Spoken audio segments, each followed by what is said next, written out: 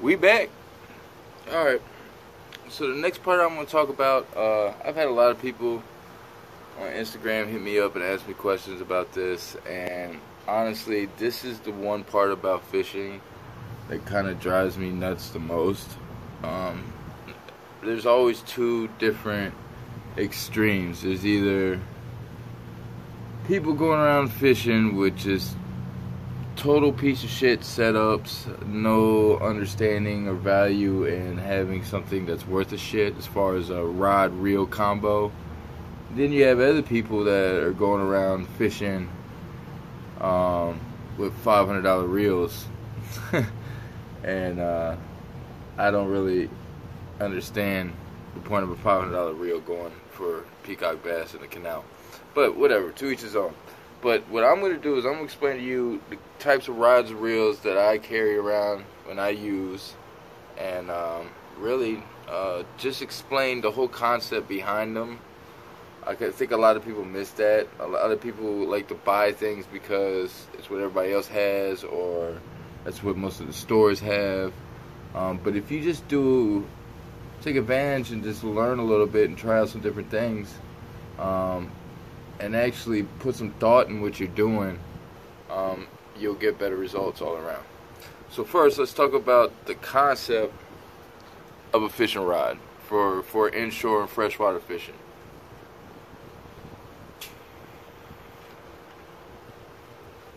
So I think everybody can agree with me. We're not going for fish over 30 pounds. 30 pounds is about the limit for anything freshwater in South Florida.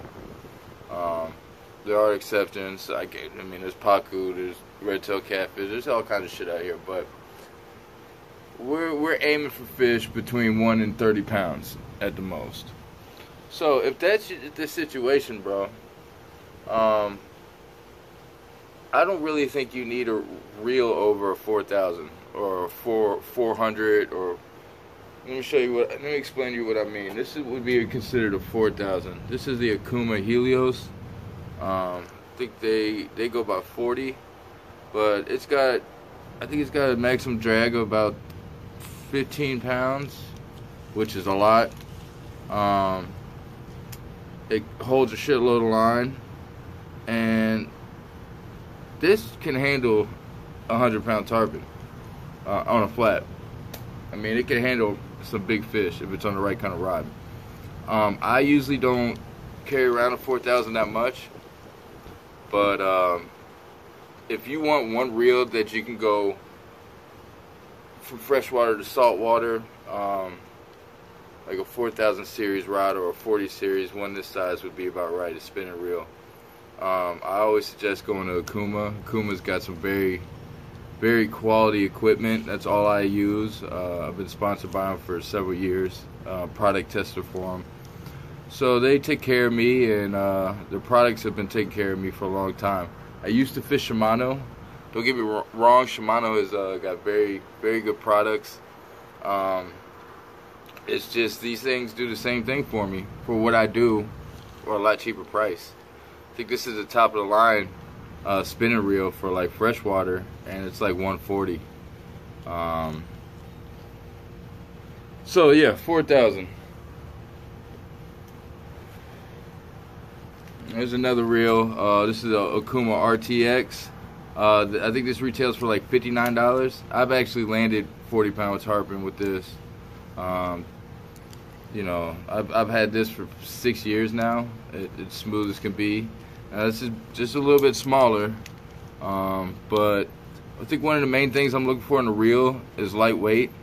And if you're freshwater fishing and you're using braid, which we'll go over later, you're gonna have plenty of line on your reel.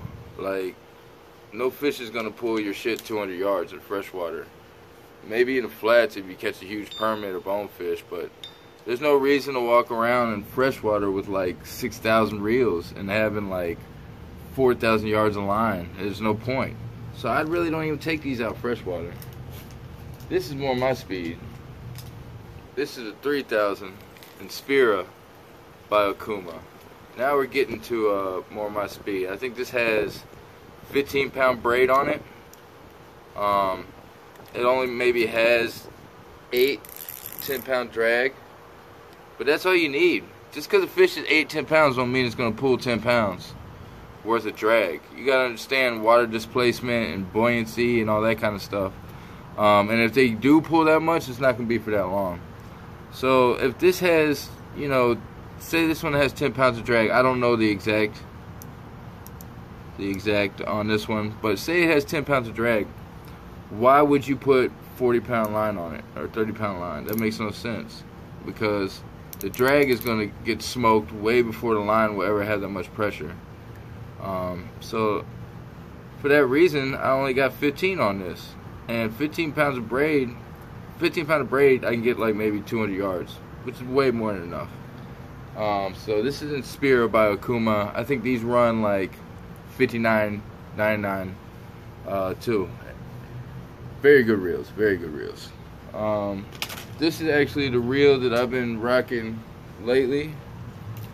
This is in Spiro also. I think this is a 3000, and I have this on a 7-foot medium heavy action reflections rod. So this is the rod and reel combo I'm rocking every day. You can get this together for $130, and I've pulled out so many fish with this combo. Just go to my Instagram and just look at all of them, bro. Like, this does the job. I usually don't go for 7 foot. I'm usually 6.5 foot, but I'm using smaller baits on this. So the whole concept with rods are, the longer they are, the longer they're gonna cast. So if I like short rods. I like rods with short butts on them, and I like real stiff rods because I work a lot of lures. I like a lot of action. I like them to be short because I'm usually walking around, trees around me, and I'm not really trying to cast super long. But with the smaller lure like this, it's good to have a longer rod, cast longer. You just cast longer. You don't have as much control, but you can cast fucking a lot longer. So it's really good if you're going to go. Say you're going to go on the flats and there's not going to be anything around you. Go take a 7.5 foot or 8 foot. You know, just wing that motherfucker. Get that extra amount of distance on it. But if you're like in a kayak fishing in the mangroves, or if you're walking around a canal where it's only 30 feet wide, then all you need is a 6.5, 6'8", 6'10", whatever. So, and I think I've explained how I feel about baitcasters. I don't really see any use for them in South Florida except for maybe in the Everglades flipping and shit. If you understand the whole concept behind them, as you see, I got a big plug on it now. I think I see a lot of people, they just buy them because they just want to use it, and I don't think they really have the concept behind it. And if you do understand why you got these rods and these reels and the reason behind them, and you got them paired right, they will work very well for you, and you'll be one up on everybody else. It's not just knowing what everybody else has got or what's the best or what's the coolest. It's doing your own research and finding what you like and knowing why you like it, having a reason behind it, because then you just understand things to a different level, or you're on another level. I think that's one of the biggest mistakes. Everybody, South Florida, it's so easy to catch a fish. You go buy some shiners, put a hook on some line, and you will catch something. And then they think that's what it's all about, and it can be. But if you want to take things seriously, you got to take your equipment seriously. Like I said, you don't have to spend $1 million, but you need to find equipment that works for you and find out what you like and what works for you the best, and it'll help you catch more fish. I've seen so many people with fucking rods with eyes missing and tips all fucked up and the reels all jacked up. Yeah, you'll land those 4-pound fish, but when you hook up to that 8-10 pounder and you ain't changed your line in forever, it's gonna pop. Something's gonna give. I've seen it happen. It's happened to me so many times. So pay attention to your gear. It'll make a difference. Really will. Now, with all those reels and rods I was just talking about, besides the baitcaster, I'm putting 50 pound